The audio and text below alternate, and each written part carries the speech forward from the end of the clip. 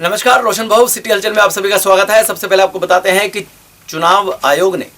राज्य चुनाव आयोग ने चंडीगढ़ में नगर निगम के चुनावों के लिए वार्ड आरक्षित करने के लिए ड्रॉ निकाला।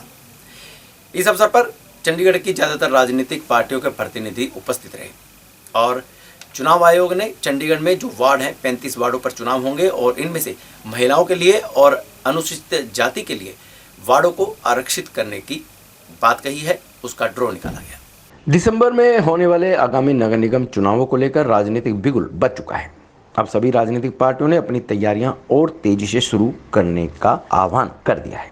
मंगलवार को राज्य चुनाव आयुक्त S.K. श्रीवास्तव ने सभी राजनीतिक पार्टियों की मौजूदगी में यूटी गेस्ट हाउस में आरक्षित वार्डों के लिए ड्रॉ निकाला।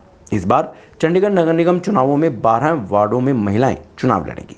अनुसूचित जाति के उम्मीदवारों के लिए ward number 7, ward number 16, ward number 19, ward number 24, ward number 26, ward number 28, ward number 31 आरक्षित किए गए हैं।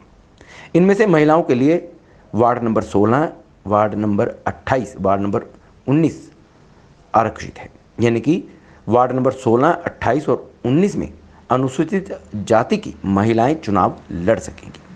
वहीं जनरल महिलाओं के लिए वार्ड नंबर 1, 4, 5, 6, 9, 10, 18, 22, 23 आरक्षित किए गए हैं। इसकी सूचना राज्य चुनाव आयुक्त S.K. श्रीवास्तव ने मीडिया को दी। पॉलिटिकल पार्टीज मीटिंग बुलाई थी जिसमें सभी पॉलिटिकल पार्टीज लोग मौजूद थे, तो उनके सामने हम लोग जो रिजर्व सीट 1/3 है, 35 वार्ड टोटल हैं इस बार, पिछले बार 26 थे, तो उसमें 33 में से हम लोगों ने 1/3 सीट में 12 सीट हम लोगों ने वीमेंस के लिए रखी है और उसमें 7 सीट हैं जो शेड्यूल कास्ट लिए हैं, साथ में 3 सीट रिजर्व हैं महिलाओं के लिए। तो इसका 2 काम करना था। एक तो पहले निकालना था कि हम कितनी सीट रख रहे हैं 3 महिलाओं के लिए, फिर 12 सीट रखनी थी हमको वीमेन के लिए। तो दोनों हम लोगों ने ये प्रोसेस किया है और 7 सीट हैं शेड्यूल कास्ट की। 18.85% करीब है रिजर्वेशन उनका है, पॉपुलेशन है, उस हिसाब से रखी गई है जो पिछले सेंसस में थी। तो हम लोगों ने ये सबके सामने लॉटरी किया उसमें, और लॉटरी में सामने बोर्ड पे लिखा है वैसे तो हम इसमें 7 वार्ड एससी के लिए रिजर्व है, उसमें है 16, 26, 19, 31 और 28, 7 और 24। ये 7 वार्ड है जो कि उन्होंने रिजर्व रखे हैं। और वार्ड जो उन्होंने वीमेन के रिजर्व में हम लोगों ने किया है, जो 3 वार्ड होते हैं, उसमें 16 नंबर है, 19 नंबर है और 28 नंबर है। तो ये 2 पार्ट हो गए। तीसरा है कि हमने वीमेन के लिए जो बचे वार्ड हैं रिजर्व किए हैं, तो उसके लिए हमने वो निकलवाया था, हमने सभी पॉलिटिकल पार्टी के लोगों से एक स्लिप निकलवाई थी, इसमें कि एक वार्ड नंबर 1, 4, 5, 6, 9, 10, 18, 22 और 23 ये वार्ड डिक्लेयर हुए वीमेन के लिए रिजर्व वार्ड है, ये जनरल के लिए है ये। तो 3 हो गए रिजर्व वार्ड वीमेन के, एससी के, बाकी 9 वार्ड हो गए इनके जनरल कैंडिडेट के वीमेन के, 12 हो गए टोटल, और 7 वार्ड हैं एससी के लिए। ये बड़ा इम्पोर्टेंट इसलिए था कि जिससे कि अपनी कैंडिडेचर तैयार करें ये लोग पॉलिटिकल पार्टीज। तो मीटिंग हुई और जो भी उनके सवाल पूछे गए उसका जवाब दिया गया। उन्होंने कुछ सवाल पूछे और अबाउट दी नॉमिनेशन कब से होगा और कोड ऑफ कंडक्ट कब से लागू होगा, तब उन्होंने बताया कि इसके लिए डिटेल गाइडलाइन इशू की जाएगी। अभी इलेक्शन डेट हम अनाउंस नहीं कर रहे हैं। वहीं ड्रॉ के बाद सभी राजनीतिक पार्टियां भाजपा, कांग्रेस, अकाली दल, बसपा ड्रॉ से काफ़ी खुश नजर आई, जिनका कहना था कि यह पारदर्शिता के साथ हुआ है और इस पर उन्हें कोई आपत्ति भी नहीं है। देखिए, जो महिलाओं के लिए रक्षित हैं उसमें वार्ड नंबर 1, 4, 5, 6, 9, 10, 18, 22, 23 ये 9 वार्ड हैं। और एससी के लिए जो वार्ड हैं वो आए हैं जी 16 number, 26 number, 19 number, 31 number, 28 number, 7 number और 24 नंबर, ये उनके लिए रिजर्व आए। देखिए, इन्होंने जो कानून के तहत जो हमें नोटिफिकेशन दिखाई है उसके तहत इन्होंने 2011 की सेंसस ली है। उस वक्त जिस वार्ड में जितनी पॉपुलेशन थी उसी हिसाब से इन्होंने उनका क्राइटेरिया तय किया है। और बाय एंड लार्ज जब एक्ट में है तो उसके एक्ट के बाहर जाके ना हम कुछ कर सकते हैं ना वो कुछ कर सकते हैं। उस हिसाब से तो अगर देखा जाए तो ठीक है। अगर प्रेजेंट वाली लेते तो शायद थोड़ा सा वार्डों में बदलाव आ सकता है। देखिए, संतुष्ट तो अभी आगे इसका एनालिसिस करेंगे हम, वैसे तो हम 35 के 35 वार्डों के लिए तैयार हैं इलेक्शन के लिए, संतुष्ट और असंतुष्ट का फायदा नहीं, कोई फ़र्क पड़ता। सवाल सिर्फ ये है कि कोई भी चुनाव हो उसमें आम लोगों में ये बात जानी चाहिए कि चुनाव निष्पक्ष तरीके से होने जा रहे हैं। नहीं, मुझे नहीं लगता। देखिए, बाय एंड लार्ज हम प्रेजेंट थे, अफसर इलेक्शन कमीशन ने अपनी तरफ से पूरी पारदर्शिता रखी है और मेरे ख्याल से ये ड्रॉ ठीक निकले। बहुत अच्छा रहा है। हम इस बार जो भी प्रतिक्रिया चली उससे हम संतुष्ट हैं और बड़ा क्लीन, बहुत अच्छी तरह जो यहाँ पे इलेक्शन कमिश्नर आए हुए थे उनकी रेट में बहुत अच्छा हुआ है। ਅੱਜ ਜਿਹੜੀ ਕਿ ਵਾਰਡਬੰਦੀ ਦੀ ਪ੍ਰਕਿਰਿਆ ਹੋਈ ਹੈ ਰਿਜ਼ਰਵੇਸ਼ਨ ਦੀ, ਇਹ ਬੜੀ ਪਾਰਦਰਸ਼ਤਾ ਨਾਲ ਹੋਈ ਹੈ। ਅਸੀਂ ਇਸ ਤੋਂ ਬਿਲਕੁਲ ਸੈਟੀਸਫਾਈ ਹਾਂ ਤੇ ਅਸੀਂ ਆਪਣੀਆਂ ਹਮਖਿਆਲੀ ਪਾਰਟੀਆਂ ਨੂੰ ਵੀ ਕਹਿੰਦੇ ਹਾਂ ਕਿ ਅਸੀਂ ਅੱਗੇ ਆਓ, ਸਾਡੇ ਨਾਲ ਮਿਲੋ। ਲਗਭਗ ਸਾਡਾ ਬੀਐਸਪੀ ਨਾਲ ਚੋਣ ਲੜਨ ਦਾ 35 ਸੀਟਾਂ ਅਸੀਂ ਮਿਲ ਕੇ ਲੜਨ ਦਾ ਤੈਅ, ਆਫੀਸ਼ੀਅਲ ਅਨਾਉਂਸਮੈਂਟ ਬਾਕੀ ਹੈ। ਬਾਕੀ ਅਸੀਂ ਇਸ ਵਾਰ ਇਹਦਾ ਜਿਹੜਾ ਚੋਣਾਂ ਹੈ ਸਾਰੀਆਂ ਦੀ ਸਾਰੀਆਂ ਸੀਟਾਂ लड़ांगे। ऐसा जी कि ये एक एडमिनिस्ट्रेटिव प्रक्रिया है जो इलेक्शन कमीशन ने पूर्ण की है और जितने भी जो 18.86 एससी पॉपुलेशन के हिसाब से 6.69% जो है वो वार्ड्स बनते थे, वो नियर बाय फिगर जो है 7 की, उसमें 3 एससी महिलाओं के लिए और 4 एससी जेंट्स के लिए रिजर्व हुए हैं।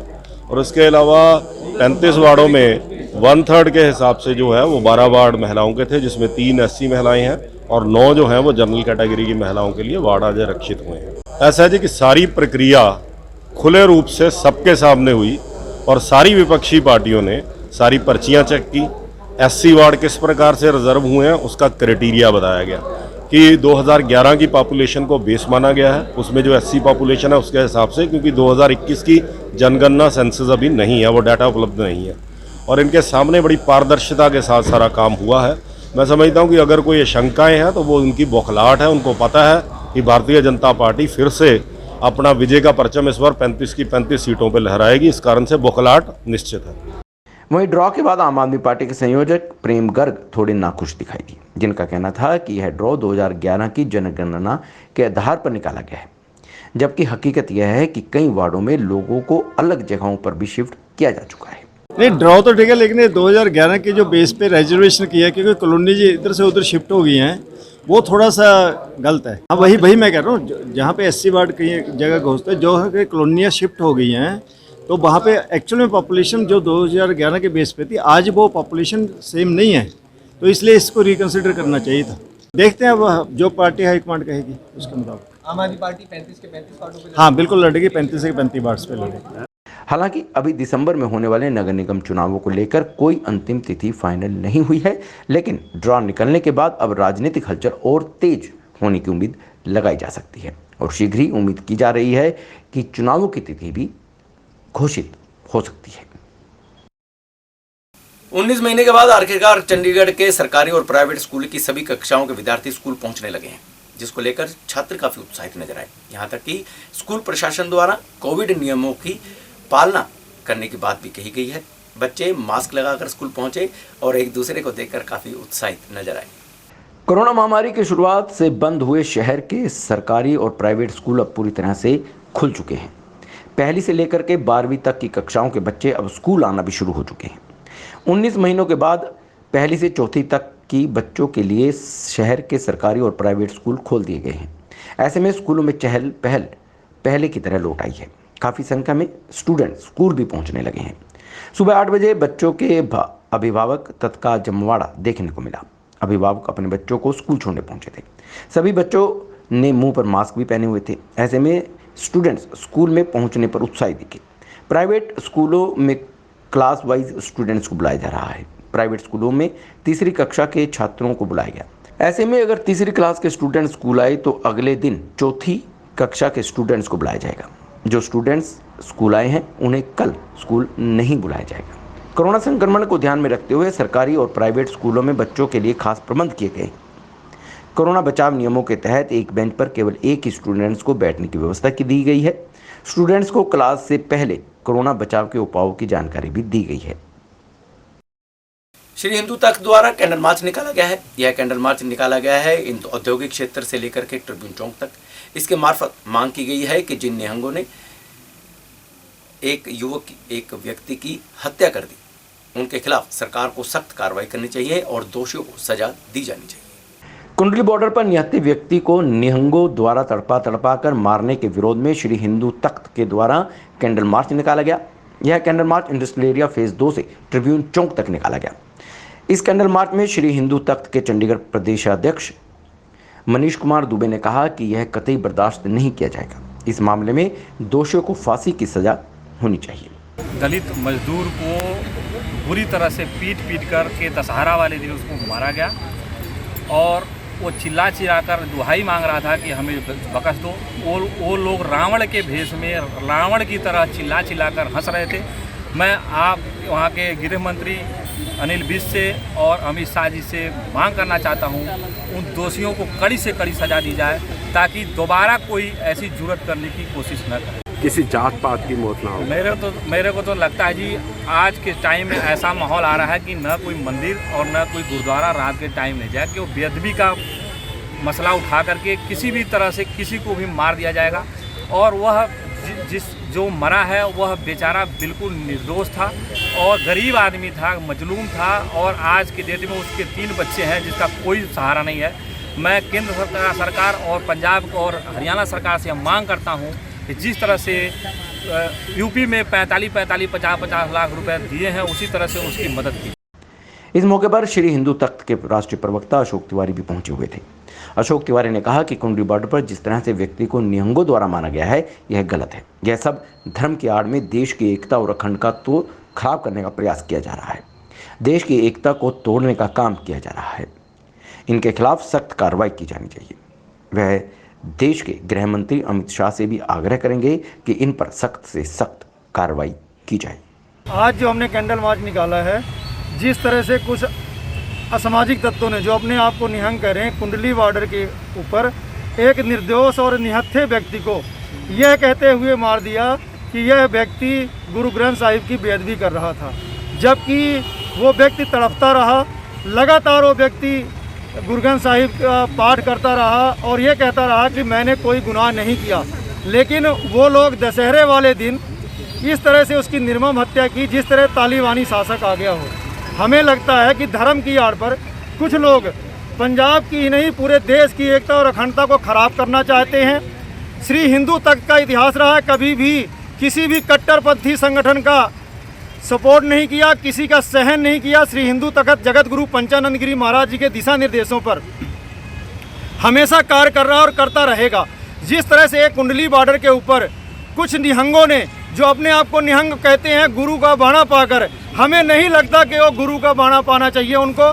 ये लोग सरेआम गुंडागर्दी की, इन्होंने देश की एकता और अखंडता को तोड़ने की कोशिश की। इनके ऊपर तुरंत कार्रवाई हो, फास्ट ट्रैक कोर्ट बनाकर इनको फांसी की सजा देनी चाहिए। पंचकुला के सभी वार्डों को डेंगू फ्री किया जाएगा, जिसके लिए फॉगिंग प्रक्रिया आरंभ है। लोगों को जागरूक करने का प्रयास भी किया जा रहा है। यह बात कही है पंचकुला के मेयर कुलभूषण गोयल ने। उन्होंने कहा कि पंचकुला नगर निगम द्वारा इसके लिए फॉगिंग मशीन्स भी खरीदी गई हैं। पंचकुला में डेंगू के बढ़ते प्रकोप को रोकने के लिए पंचकुला नगर निगम युद्ध स्तर पर कार्रवाई में जुट गया है। डेंगू के कारण हुई खराब स्थिति से निपटने के लिए नगर निगम ने कमर कस ली है। मंगलवार को नगर निगम के बेड़े में 10 नई थर्मल फॉगिंग मशीन और एक व्हीकल माउंटेन फॉगिंग मशीन पहुंच गई, जिसका शुभारंभ महापौर कुलभूषण गोयल ने नगर निगम आयुक्त धर्मवीर सिंह की मौजूदगी में किया। निगम के बेड़े में आई यह सभी 11 फॉगिंग मशीन पंचकुला के प्रत्येक वार्ड में फॉगिंग का काम करेंगी। महापौर कुलभूषण गोयल ने बताया कि यह मशीनें पंचकुला के प्रत्येक वार्ड में जाकर फॉगिंग का काम करेंगी। उन्होंने कहा कि शहर के अंदर डेंगू के मामले बहुत ज़्यादा बढ़ रहे हैं, जिसको देखते हुए वे स्वयं नगर निगम के काउंसलर्स और ऑफिसर्स से बात कर चुके हैं, चिंतित हैं, जिसके चलते नगर निगम ने यह फैसला लिया है कि जल्द से जल्द पंचकुला में फॉगिंग की जाए। उन्होंने बताया कि पंचकुला में जल्द से जल्द फॉगिंग की जाएगी ताकि डेंगू से निजात मिल सके। निगम में अब 10 थर्मल फॉगिंग मशीन है, एक व्हीकल माउंटेन फॉगिंग मशीन खरीदी गई है। उन्होंने बताया कि थर्मल फॉगिंग मशीन घरों में फॉगिंग करेगी। साथ ही नगर निगम के पास पहले 4 थर्मल फॉगिंग मशीन थी और एक व्हीकल माउंटेन फॉगिंग मशीन भी थी। अब 11 और फॉगिंग मशीन आने से कुल 16 फॉगिंग मशीन निगम के पास उपलब्ध है। किसी तरह की कोई दिक्कत नहीं आएगी। स्वास्थ्य विभाग डेंगू के प्रकोप से बचने के लिए जैसे जैसा दवाई दे रहा है उस प्रकार से नगर निगम जगह जगह फॉगिंग कर रहा है। महापौर कुलभूषण गोयल ने कहा कि वो उम्मीद करते हैं कि शीघ्र ही पंचकुला में डेंगू के मामले में गिरावट आएगी। शहर के अंदर डेंगू के केसेस बहुत ज़्यादा बढ़ रहे थे, उसको देखते हुए हमारे कारपोरेशन के काउंसलर्स और हमारे ऑफिसर्स ने फैसला किया कि जल्द से जल्द हमारे जो फॉगिंग की मशीन है उनको ऐड किया जाए। एक ट्रक माउंटेड बड़े वाली मशीन और 10 जो छोटी हैंड मशीन्स हैं जो घरों के अंदर फॉगिंग करती हैं वो नई खरीदी गई हैं। 11 मशीनें नई खरीदने से 5 हमारे पास पहले थी, एक ट्रक माउंटेड और 4 दूसरी, टोटल 16 मशीन हमारे पास हो गई हैं, 2 ट्रक माउंटेड और 14 घरों के अंदर जो फॉगिंग करती हैं। अब 16 मशीनों से हमने हर वार्ड के अंदर एक एक मशीन दे दी है ताकि हर जगह कहीं भी फॉगिंग की कोई भी रिक्वायरमेंट पूरे पंचकूला के अंदर आज होती है तो वो तुरंत उसको हल किया जाए और हर जगह फॉगिंग की जाए। इसके लिए हम प्रयासरत हैं कि पंचकूला के अंदर डेंगू केस तुरंत कम हो। हम हेल्थ डिपार्टमेंट जैसे भी दवाई दे रहा है उसी के हिसाब से हम जगह जगह फॉगिंग कर रहे हैं और उम्मीद है कि आने वाले दिनों में जल्दी आपको डेंगू के केस कम मिलेंगे। पंजाब के सीमावर्ती क्षेत्रों में बीएसएफ का दायरा बढ़ाने को लेकर राजनीति गर्मा चुकी है। इसी को लेकर आम आदमी पार्टी ने मोहाली में प्रदर्शन किया, मोदी सरकार और अमित शाह का पुतला फूंका और अपना रोष व्यक्त किया। केंद्र सरकार द्वारा पंजाब में बीएसएफ का दायरा बढ़ाने को लेकर राजनीति शुरू हो चुकी है। विपक्षी पार्टी पंजाब सरकार पर केंद्र से मिली भगत का आरोप लगा रही है, वहीं केंद्र सरकार की भी आलोचना की जा रही है। मोहाली में आम आदमी पार्टी ने केंद्र सरकार के खिलाफ मोर्चा खोलते हुए प्रधानमंत्री नरेंद्र मोदी, अमित शाह के पुतले फूंककर रोष प्रदर्शन किया। केंद्र सरकार के खिलाफ जमकर नारेबाजी हुई। इस दौरान यूथ अध्यक्ष परमिंदर गोल्डी ने केंद्र सरकार की ओर से लिए गए निर्णय का विरोध करते हुए कहा कि ऐसे में केंद्र सरकार पंजाब पर अपना कब्जा जमा लेगी और पुलिस के पास जांच के नाम पर क्या रह जाएगा, इसलिए केंद्र को अपना फैसला वापस लेना चाहिए। आम आदमी पार्टी पूरे पंजाब 'ਚ ਜ਼ਿਲ੍ਹਾ ਪੱਧਰ ਤੇ ਪ੍ਰੋਟੈਸਟ ਕਰ ਰਹੀ ਹੈ। ਇਹ ਪ੍ਰੋਟੈਸਟ ਇਸ ਕਰਕੇ ਹੈ, ਤੁਸੀਂ ਦੇਖਿਆ ਪਿਛਲੇ ਦਿਨੀ ਸਾਡੇ ਪੰਜਾਬ ਦੇ ਮੁੱਖ ਮੰਤਰੀ ਚੰਨੀ ਸਾਹਿਬ ਨੇ ਪੰਜਾਬ ਦੇ ਅੰਦਰ ਬੀਐਸਐਫ ਦੇ ਜਿਹੜਾ ਦਾਇਰਾ ਸੀ 15 ਕਿਲੋਮੀਟਰ ਪਹਿਲਾਂ ਸੀਗਾ ਉਹਨੂੰ 50 ਕਿਲੋਮੀਟਰ ਵਧਾ ਦਿੱਤਾ ਤੇ ਉੱਥੇ ਕਿਤੇ ਨਾ ਕਿਤੇ ਅਮਿਤ ਸ਼ਾਹ ਨਾਲ ਮੀਟਿੰਗ ਕਰਕੇ ਉਹਨਾਂ ਨੇ ਇਹਦੇ ਤੇ ਮੋਹਰ ਲਾਤੀ ਹੈ ਤੇ ਹੁਣ ਬੀਐਸਐਫ ਦਾ ਦਾਇਰਾ 50 ਮੀਟਰ ਦਾ ਕਰਤਾ ਤੇ ਮੇਰੇ ਹਿਸਾਬ ਨਾਲ ਇਹ ਬਹੁਤ ਹੀ ਮਾੜੀ ਤੇ ਨਿੰਦਣਯੋਗ ਗੱਲ ਹੈ। ਪਹਿਲਾਂ ਵੀ ਇੱਥੇ ਯੱਪਾ ਲੱਗਿਆ ਵਾ ਹੈ, ਕਿਸੇ ਨੂੰ ਵੀ ਸੈਂਟਰ ਦੀਆਂ ਸਰਕਾਰਾਂ ਯੱਪਾ ਲਾ ਕੇ ਜਦੋਂ ਮਰਜ਼ੀ ਚੱਕ ਸਕਦੀਆਂ, ਜਦੋਂ ਮਰਜ਼ੀ ਅਰੈਸਟ ਕਰ ਸਕਦੀਆਂ। ਹੁਣ ਵੀ ਜੋ ਬੀਐਸਐਫ ਨੂੰ 50 ਕਿਲੋਮੀਟਰ ਦਾ ਦਾਇਰਾ ਦਿੱਤਾ ਹੈ ਇਹ ਵੀ ਆਮ ਲੋਕਾਂ ਨੂੰ ਜਾਂ ਲੀਡਰਾਂ ਨੂੰ ਜੋ ਵੀ ਸੈਂਟਰ ਸਰਕਾਰ ਦੇ ਖਿਲਾਫ ਆਵਾਜ਼ ਚੱਕਦਾ ਮੇਰੇ ਖਿਆਲ ਉਹਨਾਂ ਨੂੰ ਇਹਦੇ ਨਾਲ ਦਬਾਇਆ ਜਾਏਗਾ। पंचकुला में एक 14 वर्ष के किशोर ने एक 3 साल की बच्ची के साथ गलत काम करने का प्रयास किया। इसके आरोप परिजनों ने लगाए। परिजनों ने मामला पुलिस के अधीन दिया और पुलिस ने मामला दर्ज कर छानबीन शुरू कर दी। पंचकुला के सेक्टर 5 महिला थाना पुलिस ने एक 3 साल की बच्ची के साथ 14 साल के लड़के द्वारा गलत काम करने का मामला सामने आया है, रिपोर्ट दर्ज की है। पुलिस ने इस मामले में 14 साल के नाबालिग बच्चे को अपनी कस्टडी में लिया है और इस मामले में महिला थाना पुलिस द्वारा कार्रवाई की जा रही है। पंचकुला के सेक्टर 5 महिला थाना पुलिस द्वारा 3 साल की बच्ची के साथ 14 साल के नाबालिग बच्चे द्वारा गलत काम करने की कोशिश करने का मामला दर्ज किया गया है।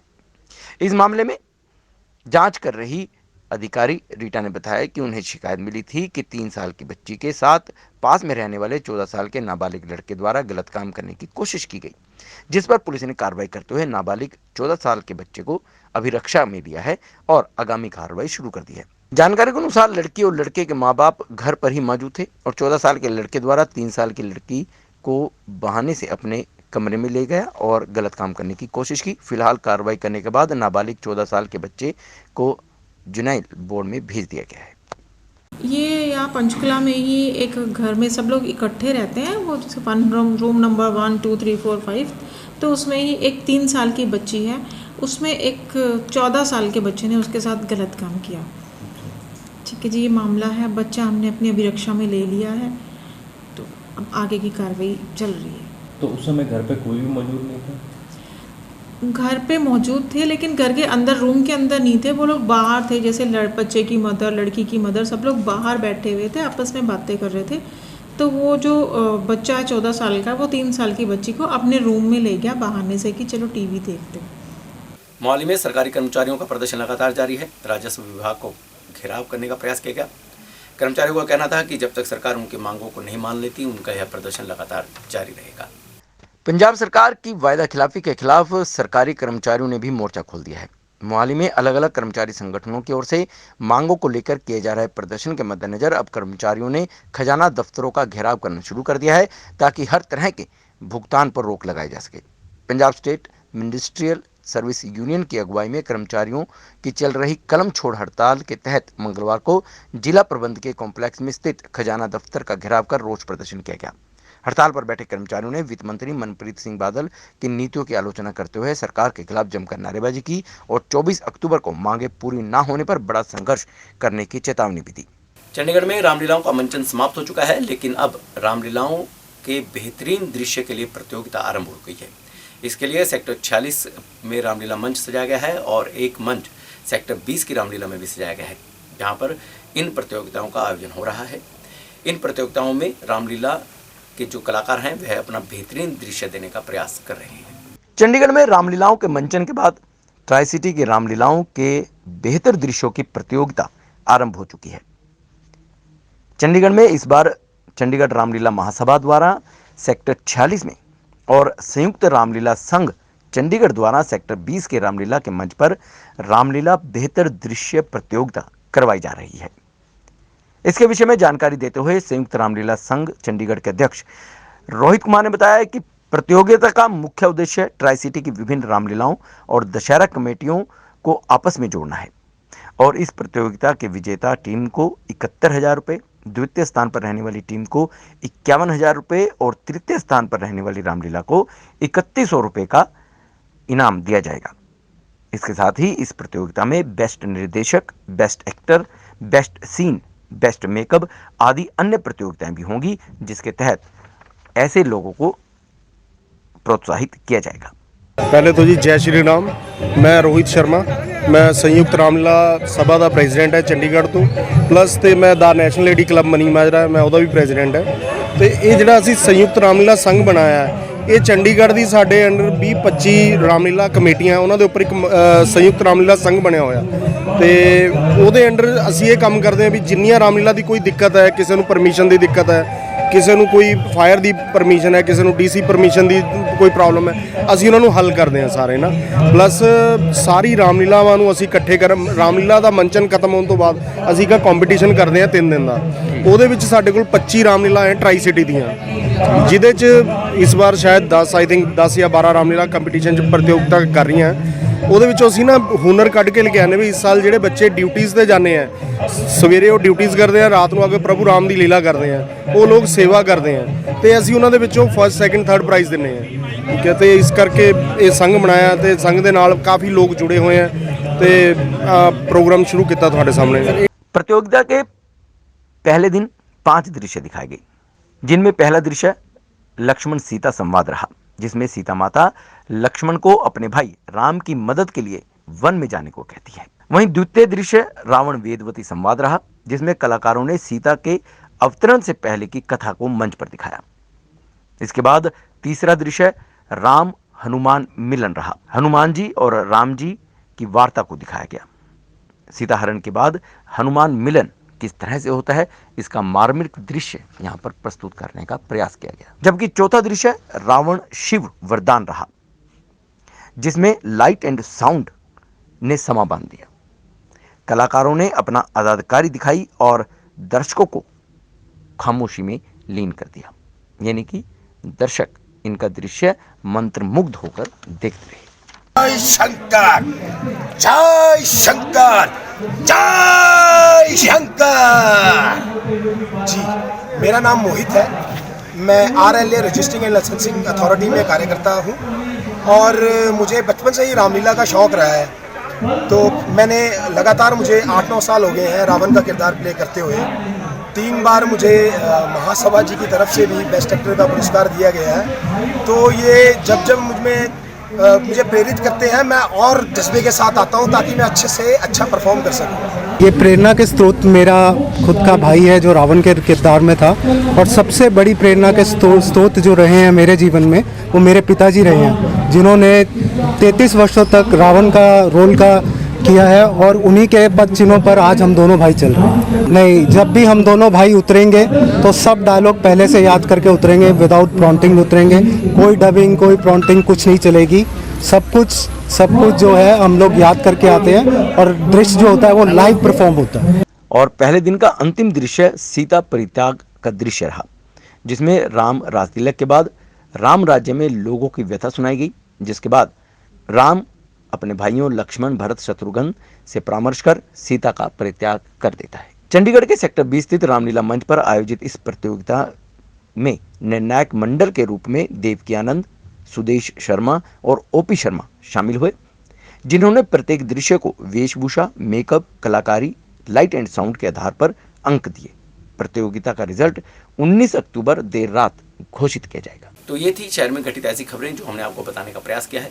यदि आप भी अपने शहर की खबरों को जानना चाहते हैं तो आपको सब्सक्राइब करना है रोशन भव, और देखते रहिए रोशन भव में सिटी हलचल, सिटी क्राइम, रामलीला, शिवलीला, सुविचार और बहुत कुछ।